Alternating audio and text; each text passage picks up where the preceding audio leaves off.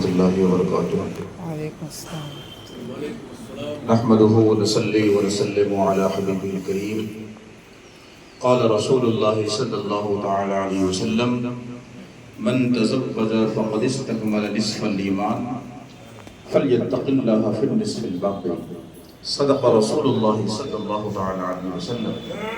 ایک بار درود پاک پڑھ لے، اللہم صلی علی سیدنا و شفیعنا و مولانا بلجنا محمد معدن الجود والکرم وآلہ وصحبہ وبارک وسلم۔ آج آپ حضرات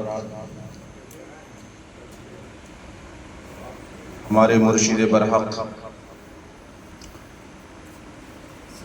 جانشین حضور شیخ المشائخ حضور سیدی و مرشدی کے محبوب مرید اور جدید خلیفہ حضرت مفتی محمد صالح خیری نقشبندی مجددی کی شادی خانہ آبادی کی تقریب میں شرکت کی سعادت حاصل کر رہے ہیں۔ آج آپ لوگوں نے اپنے ماتھے کی نگاہوں سے جو منظر دیکھا اور جس انداز میں اس سنت کی ادائیگی آج ہوئی، حقیقت میں یہی سنت طریقہ ہے۔ نکاح کا آپ نے بہت سارا منظر دیکھا ہوگا، بہت سارے طریقے دیکھے ہوں گے۔ نکاح سے پہلے بہت ساری چیزیں تام جھام اور لشکر بارات تمام چیزیں ہوتی ہیں، لیکن یہ سب زائد چیزیں ہیں، سنت سے اس کا تعلق نہیں، وہ رسم و رواج سے اس کا تعلق ہے۔ لیکن آج جس انداز میں یہ سنت ادا کی گئی ہے، یہ مکمل طور پر قرآن اور سنت کے مطابق ہے، اس میں کوئی بھی بات خلاف شرع نہیں ہے۔ اور یہ سب کس وجہ سے ہوا؟ یہ سب تربیت کا نتیجہ ہے، یہ سب تربیت کا ثمر ہے۔ حضور مرشد برحق نے اپنے مریدوں کی، اپنے جانثاروں کی ایسی تربیت فرمائی ہے اور سنتوں کا ایسا پابند بنایا ہے کہ ایک بال کے برابر بھی سنت سے تجاوز کرنا گوارا نہیں کرتے۔ آج ایک عالم ربانی کا نکاح عمل میں آیا۔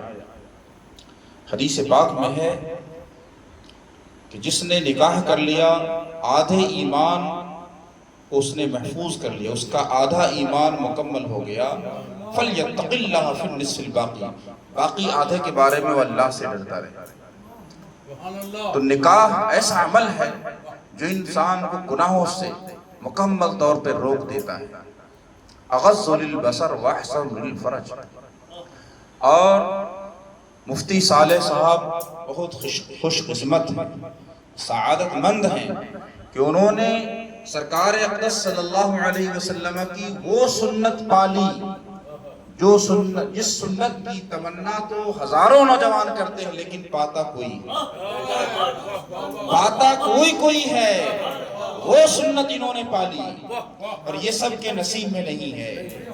این سعادت بزور بازونس تان بخشت خدائے بخشندہ، یہ سب صدقہ ہے مرشد کرامی کا، یہ سب صدقہ ہے مرشد کی جوتیوں کی سیدھی کرنے کا، کہ وہ سنت جو سرکار اقدس صلی اللہ علیہ وسلم نے حضرت خدیجہ رضی اللہ تعالیٰ عنہ کو اپنے نکاح میں لیا، اس سنت کی تجدید فرمائی،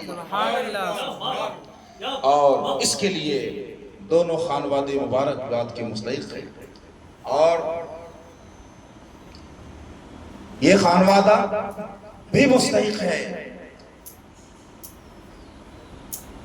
اس وجہ سے کہ انہوں نے علم کو ترجیح دی، تقوی کو ترجیح دی، اور روحانیت کو ترجیح دی، دولت کو ترجیح نہیں دی۔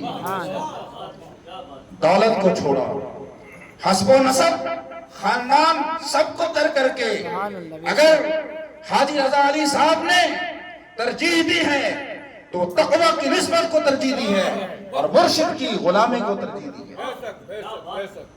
یہ اگر اس زمانے میں اگر اس کی مثال آپ دیکھنا چاہیں تو آپ کو دور دور تک نظر نہیں آئے گی۔ اور آقا کریم صلی اللہ علیہ وسلم کی اس سنت کو زندہ کرنا جس سنت پہ لوگوں نے عمل ترک کر دیا ہو، ایسے زمانے میں 100 شہیدوں کا ثواب ملتا ہے۔ آقا نے فرمایا من نحیا سنتی عند فساد امتی فلہ اجر مئات شہید، جس نے میری ایک ایسی سنت کو زندہ کر دیا جس کو لوگوں نے ترک کر دیا تھا اور میری امت خرابی کے زمانے میں، تو اسے 100 شہیدوں کا ثواب ملے گا۔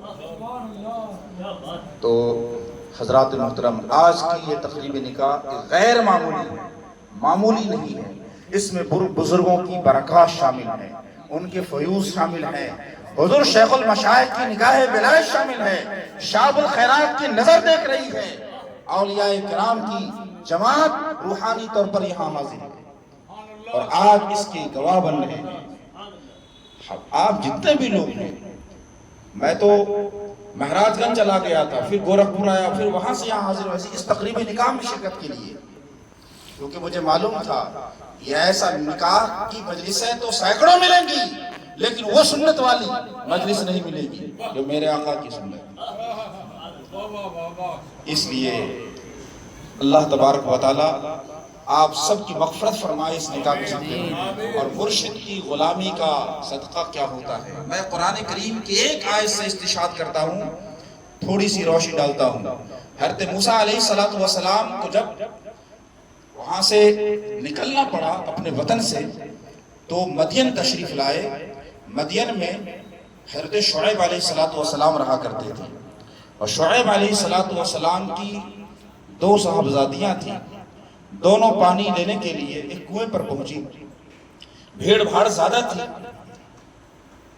حضرت موسیٰ علیہ السلام نے دیکھا کہ یہ صاحبزادی ہیں، ان کو پانی لینے میں دشواری ہوگی، آپ نے ان کے لیے پانی نکال دیا کنویں سے، ان کو آسانی ہو گئی۔ اس کے بعد پھر آپ چلنے لگے تو انہوں نے کہا آپ میرے گھر چلیں، میرے والد گرامی سے ملاقات کریں، اس کے بعد تب جائیں۔ حضرت موسیٰ علیہ السلام ان کے پیچھے پیچھے ملی، اور تو آپ نے فرمایا کہ آپ پیچھے ہو جائیں کیونکہ آپ غیر محرم ہیں، آپ آگے نہیں چل سکتی، آگے میں چلوں گا، پیچھے سے آپ راستہ بتائیں۔ اس طرح کا واقعہ ہے۔ حضرت شعیب علیہ السلام موسیٰ علیہ السلام کی اس خدمت سے بہت خوش ہوئے، اور انہوں نے اپنی بارگاہ میں ان کو رکھ دیا۔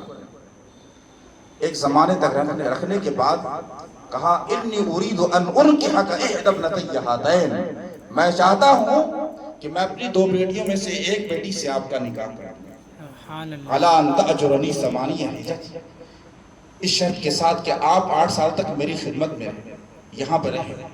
تو پھر اس کے بعد ان کا نکاح عمل میں آیا۔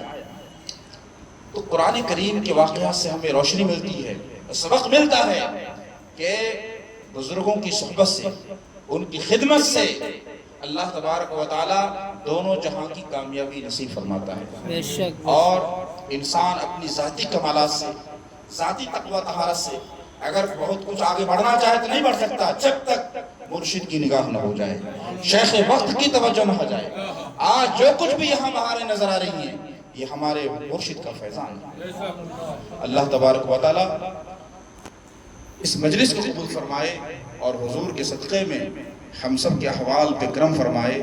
آج رحمتوں کی برسات ہو رہی ہے، تجلیات اس طرح سے نازل ہو رہی ہے قلوب پر کہ اہل دل اس کو سمجھ رہے ہیں، اور یہ اس کی وجہ سے ہے کہ یہاں پر وہ سنت کی ادائیگی، اور ساتھ میں نسبت کے ساتھ، نسبتوں کا نور، سنتوں کا فیضان، دونوں یہاں جمع کریں۔